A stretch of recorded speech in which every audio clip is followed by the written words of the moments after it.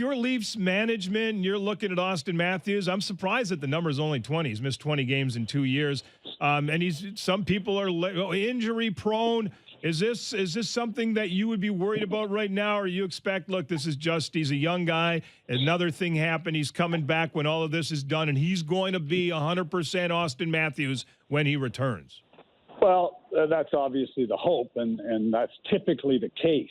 There's no doubt about that, but I've also had situations where, as a matter of fact, I had a real good player in Danny Fritchie, who was a second-round pick with major shoulder problems from junior and into pro, and really hampered his career. But Matthews, this is probably a minor setback, and at the end of the day, some people say, well, if he gets 20 games off or a month off, that may be good for him down the stretch drive. So as a young kid, so hopefully it's a very positive.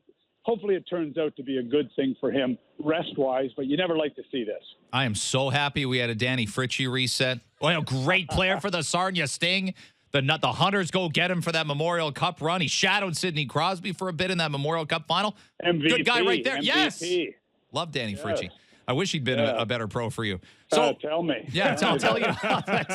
Along with a few other guys. Yeah. I'll tell you all about it. But here's the one thing I think, not to be the bearer of bad tidings. He came back last year, Doug, never quite looked himself again, and certainly didn't look himself in the playoffs. Now, it was concussion early season, first injury run, separated shoulders, second run.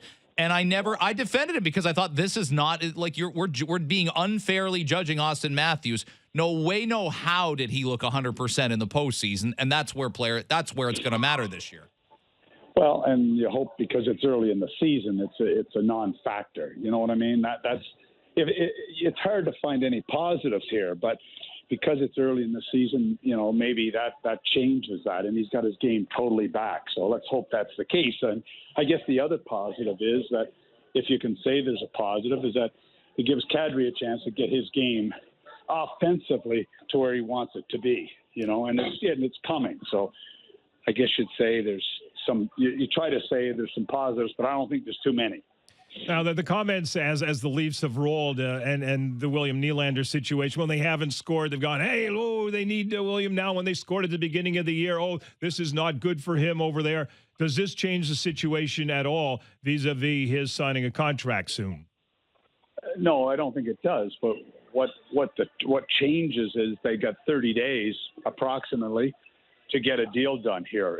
And for both sides, there's got to be a major urgency here. You can't, number one, as a player, you don't want to miss an entire season of NHL hockey. And as an organization, you don't want to lose a player for the entire season. And what it does to, as a 22-year-old, from a development point, from an asset value point, common sense. You can't lose the player and not get anything for him when you're expected to have a big run at the playoff time. So there's major pressure, in my opinion, on both sides here to get this deal done. Doug MacLean, our guest. We've got Flames Leafs, Sportsnet 590, The Fan tonight at 7 o'clock. Joe Bow and Jim Ralph on the call. Sportsnet Ontario has the game at 7 o'clock. Wild Canucks, by the way, follow that in van at 10 o'clock on Sportsnet 1. So here are the lines yesterday. Tell me if you like these combos. You had Marner, Marleau, and Kadri together. Obviously, Kadri centering that. And John Tavares working with Zach Hyman, who we thought had a great third period Saturday night. He really did. And Kasperi Kapanen, who obviously scored a big goal. And Kapanen on the Leafs' #1 power play unit just doesn't look out of place, Doug. Do you like those two top lines? Yeah, you like them. You like them, and you'd say, well, would you like it if Nylander was there? Well, based on his 61 points, and the way he looked like he was going to be as a star young forward, you'd rather have him in your top six. But that's just the way it is. But I mean, that gives you a good example of the depth they have, and I mean, it's really good for Kadri. I mean, it gives him a chance to play with Marner. I mean, Matthews never gets to play with Marner. Kadri's lucky here. Only select few get to play with this guy. Does the third injury in 2 years affect the negotiations that will go on between Auston Matthews and the Leafs, the dollar figure as they go forward and they have to determine a contract?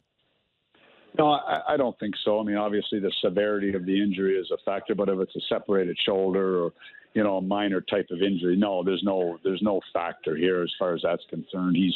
you know, I mean, again, we don't know what the extent of the injury is, but I would say no. I would say that, you know, it's hopefully minor, and hopefully it's good for the Leafs and good for the kid.